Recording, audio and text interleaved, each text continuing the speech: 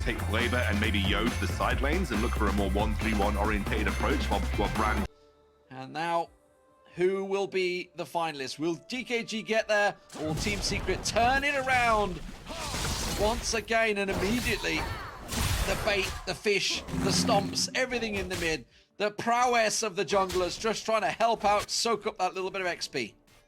Where is the lane? Okay, they're up the top. So are we playing? Starving Senna with top? No. With Azza? Yeah, okay, so they're... Solo Gragas. I mean, he could solo it, 2v1. James is solo. They've taken Senna out of the Blitzcrank lane, and they're playing Fasting Senna with Renekton top. So they're playing super strong top side. They're going to try and prevent from YK from sort of having the same kind of support on the top side of the map that he did previously. They're trying to lock down maybe the power of Yo's rotations to that top side of the map here. And they're definitely throwing a kilter maybe on Hueba's normal play. So, did this forget to buy? Or what? I'm not sure. He did. I mean, he's got no items. Maybe he's saving up for something special. Something special. We'll find out. He's putting some good damage down on Winbo. He's going to step away. Has already taken down that. Trevor tries to come up the top to help out. Weber's there. Here comes Emo. And they're going for the lane switch around here, or trying at least to try and punish the fact that that's working out. That may not work out for them at the moment. Tatsuri's going to try and come up and help out. The Scud Grab is the fight that they want. I'm not sure Tatsuri wants to get involved on this one, though. They're going in for Yo. I didn't see who got it. It was Team Secret that got the crab. Okay, yeah, that's a win. Yeah, exactly. They smite it away. That's a win. But obviously, we're going to get a bit of mid lane prio coming out from Yo here. And that will allow Flavor to just trade on the bottom side of the map. They have now rotated Emo up. And we now have a 1v1 between James. Oh, great catch. Great stun. Does go through. And that's going to put the pressure. And they do get themselves first blood. YK goes down. Emo pulls into the turret. But that's going to do nothing for Chewy. And it's Azza they get going. That is a very, very sort of heavy overextension from YK there. Didn't really need to be that far up in the lane. Trevor now making his way up to the top side as well. They're going to push this wave in and try and deny as much as they can. I will say that YK will get back in time. This has definitely thrown a bit of a kilter into DKG's normal rotational plans, like the way they play around the map. We'll take a look back at the replay here and you can see Azar just jumps in. They get the combo lockup onto YK. And Azar with that ignite will just pick up the first kill of the game. That's a nice little adaptation from Team Secret here. And I'm just very interested. This has been a wild game all round so far. And now we see Trevor on the Vi waiting to get involved. I feel like I should call her Violet these days. I'm not sure if Vi's enough anymore. But anyway, gonna go and get the hammers down. The fist comes in. That's a brilliant explosive catch, forcing him in. Can they get the kill on to win? That's what they have to get here. They have to make it count, but has he gone too deep? It's gonna take a second tower hit. Emo not going enough to back it up, and the gank pays off, which is something that hasn't worked in the first 3 games. And that was very telegraphed because they knew exactly where he was. Look at the red side vision. He walked through Tribrush. They knew he was there. He hadn't walked past the scuttle, and he was walked through the Tribrush. So they were baiting, clearly. DKG were trying to bait that one out. But Wynn's just a little bit overextended, a little misplay off the back of that right there. And right now, Team Secret, for the first time ever, I think, are up in gold at that 4-minute mark as we head towards these first 2 objectives. And this is what we've been talking about. Play through. Did they realize? Oh, too deep. Trevor goes down there. Oh, I'm not sure about going back in because Chewy gets dragged in, but still gets away with it. Finally drops down, and they can turn this in their favor. Win goes down, and it's a 1-for-1. Technically, both carries going down. Yeah, absolutely. Tatsuri has used his ultimate, though. A lot of key abilities now no longer available for Team Secret, and you can see the Yo is going to land a combo onto Trable, who does have that assault and battery ready to go. They're going to stick to this fight. Trevor has to get in there, and he's going to try and charge it up, goes around the side. The spike fight will come through. Who's going to get it? It will be going over to Team Secret. Trevor gets it just before he dies. Weber also is picked up, though, so still a 1-for-1. But more importantly, oh, the flash out of the way from the grab. Team Secret. They are challenging THANKYOU Gaming at the start of the game, and I kind of need to reflect back and break down exactly how we've got to this situation, because clearly it was a lane swap. We don't see too many of those in Wild Rift now because of the changes. Take a look back at the Axe replay here. You can see they knew that Chewie was there. You mentioned it earlier. He wasn't a ward, but he doesn't get burst down quickly enough. Uses that ultimate to buy some time. And Emo, with an absolutely insane hook, lands the ignite and takes Chewie out of the fight very early on. But here we go. THANKYOU, the power of giving proactivity back to that mid laner, is able to pick up wind on the brand, very weak to the Fizz engage. And again, because of this lane swap, it's made Hueba's normal farming path a little bit more awkward. You can see that he is not even the most fed on his team, which usually at 6 minutes into the game he is. He's usually pretty significantly ahead of his opposite number as well. But this time round, he hasn't had that same kind of efficiency in the jungle. DKG grab comes in, and that locks Chewie completely up. So they're already one man down before this dragon fight begins. Trevor comes in and gets the smite down as well ahead of Trevor. Didn't work out for him. Yo manages to get in and out. And Team Streak could just give up on this, guys. You didn't get the objective. You lost the man. It was a 1-for-1 in the end because Trevor went down. YK goes back in. I'm not sure about that engagement, buddy. He will fall down. The Cataclysm keeps Team Streaker in there. But I tell you what, they're happy about the kill. They absolutely are. They will take the free gold where you can get it. They do pick up the Mountain Dragon, so I'm sure DKG will feel that is worth. We'll take a look back here again. Just a brilliant pick on the only target that counts. Again from Emo on Chewie. And Hueba jumps in, lands the smite war. Unfortunately, does get taken down by the rest of Team Seeker, who are able to collapse on him. And Yo doing what he can to provide a bit of distraction with the ultimate. We'll take a look back, and this was...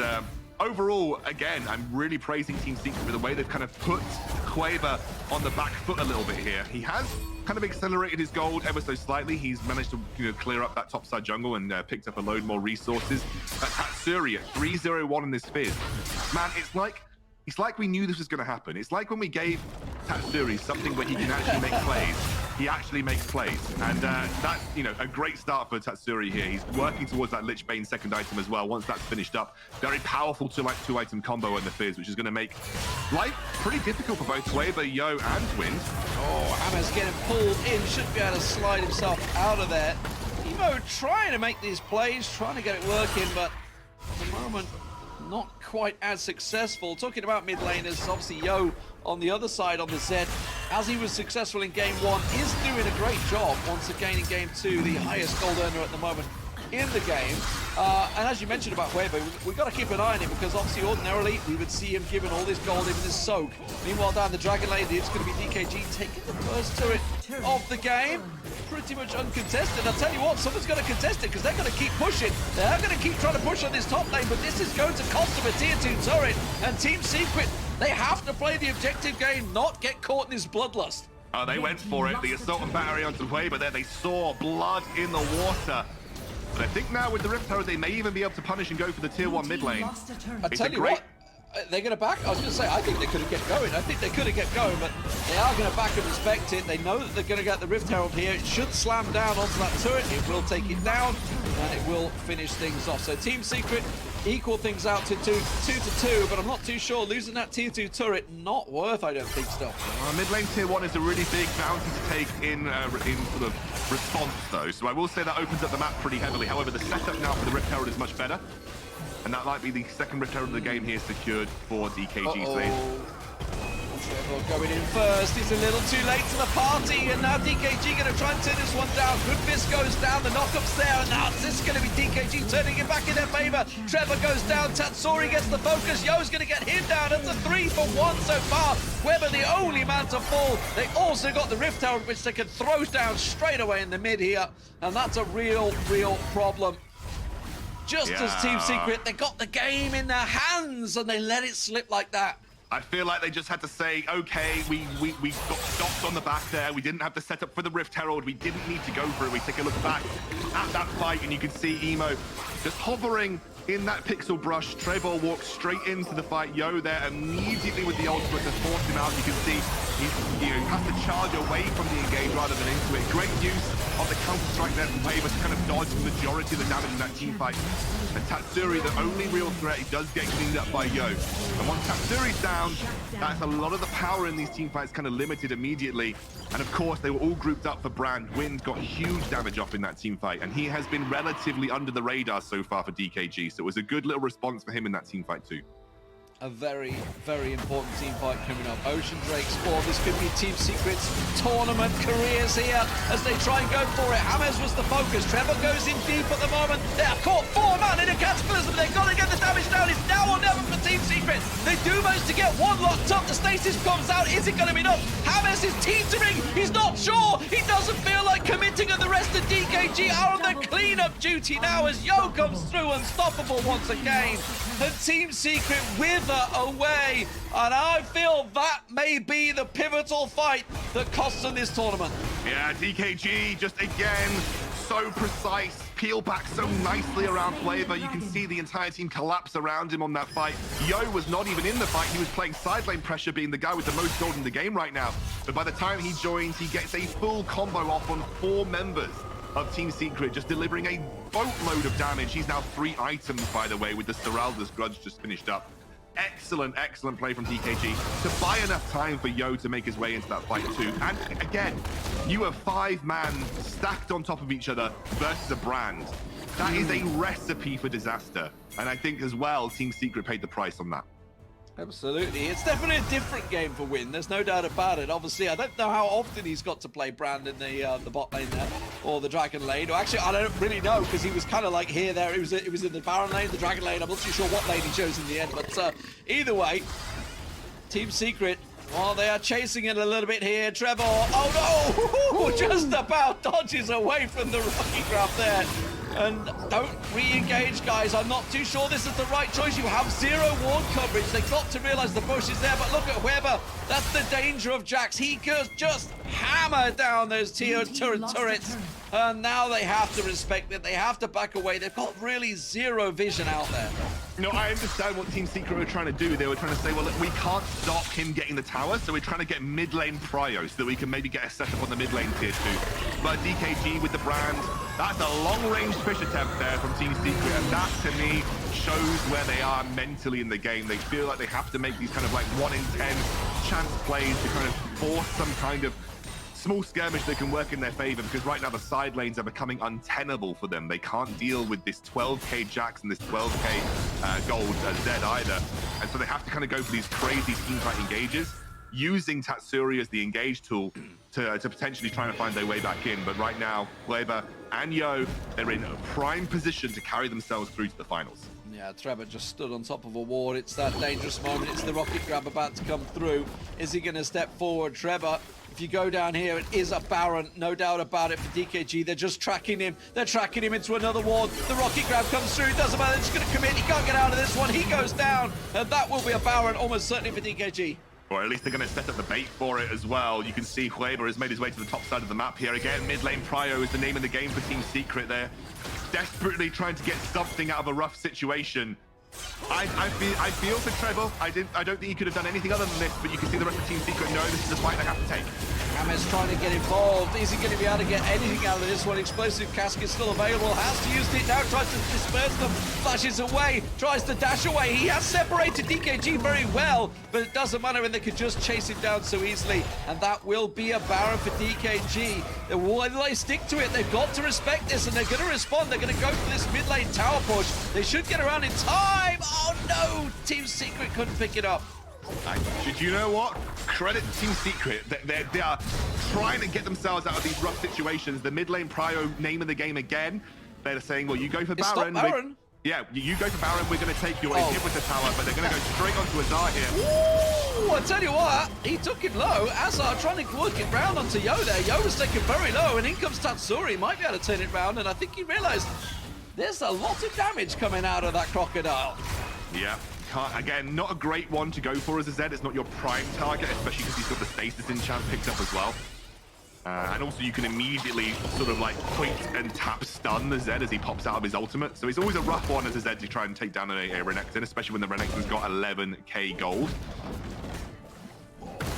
But at the end of the day, it's still DKG who are just about keeping themselves foot afront here. They've got 7k, 8k gold lead. Actually, they've got 7k gold lead. What am I saying? Maths is always hard online, but that's for sure. Oh wow, that's Hammers disappearing pretty quickly. The Yo is going to be massively the focus target here. Trevor does come in.